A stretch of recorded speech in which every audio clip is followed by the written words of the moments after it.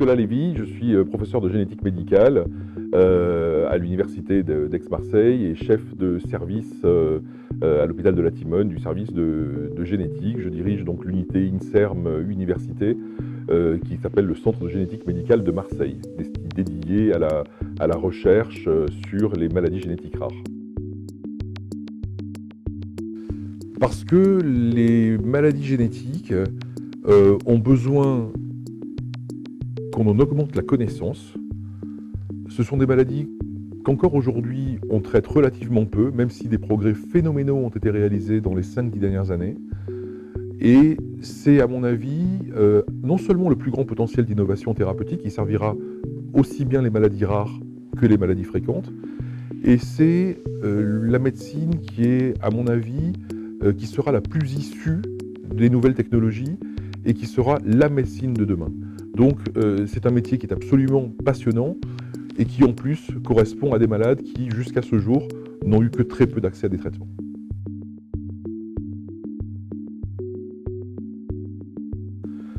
J'ai choisi ce métier depuis 1992, donc ça va faire pas loin de 30 ans que je pratique.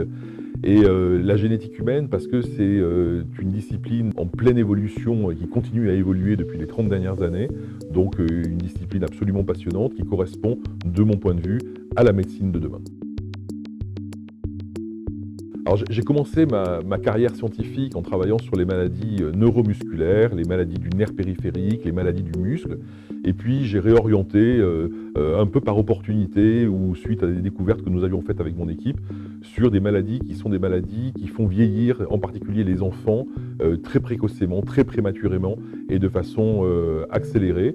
Mes recherches aujourd'hui s'orientent très clairement et de façon très volontariste vers la découverte de molécules avec un gros potentiel de traitement pour des enfants qui aujourd'hui sont sans traitement, qui vieillissent prématurément et qui malheureusement décèdent à un jeune âge. Le gros point de départ de ces travaux sur le vieillissement, je dirais que c'est 2003. 2003, avec mon équipe, nous identifions le gène et la mutation en cause dans une maladie génétique extrêmement rare qui s'appelle la progéria, qui est une maladie qui fait vieillir les enfants prématurément et de façon extrêmement sévère et rapide. Et puis, en quelques années, nous avons identifié le mécanisme de la maladie et nous sommes allés jusqu'à mettre en place un essai de traitement ici à Marseille, qui était un traitement européen pour l'ensemble des malades de tous les pays d'Europe. C'était 12 malades inclus pour 8 pays européens. Nous avons ensuite continué nos travaux et nous avons découvert de nombreuses maladies associées au vieillissement prématuré et accéléré. Encore récemment, nous venons de publier, c'est le travail dirigé par Anna Chiara de Sandro Giovannoli, un travail qui est dédié à l'identification de la cause et du mécanisme d'une nouvelle maladie génétique du vieillissement. Et ce sont des travaux que nous continuons à développer à la recherche de traitements pour ces enfants malades. Mais on a pu aussi démontrer que des traitements, et qui seraient demain des nouveaux traitements pour ces enfants, auraient une efficacité leur permettant, je ne dis pas aujourd'hui de guérir leur maladie, mais en tout cas de les améliorer de façon extrêmement conséquente. Donc les travaux que nous menons aujourd'hui sont dédiés à la découverte des gènes, à la découverte des mécanismes associés à ces maladies du vieillissement et à la découverte de traitements permettant, sinon de les guérir aujourd'hui, en tout cas, on l'espère, de les guérir demain. Je crois qu'il faut d'abord dire qu'aujourd'hui, les dons qui correspondent à des travaux de recherche dans un laboratoire comme le nôtre, c'est environ 30 à 40% des programmes. Et là, je ne parle que de ce qui est lié au financement qui vient de l'Association française contre la myopathe Téléthon.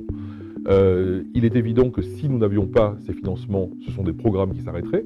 Mais si nous avions des financements complémentaires, bien évidemment, c'est plus de programmes qui seraient lancés ou des orientations de projets que nous ne pouvons pas forcément, vers lesquels nous ne pouvons pas forcément aller aujourd'hui, et vers lesquels nous irions. Je pense à des essais de traitement, je pense à des essais sur des nouvelles molécules que nous aimerions tester dans les pathologies qui concernent les patients qui nous sont confiés. Et je pense aussi à des programmes qui permettraient de relier encore davantage les malades que nous voyons à l'hôpital, dans le service ou dans le centre de référence, de les relier à des essais de traitement pour lesquels nous n'avons pas encore démarré les travaux.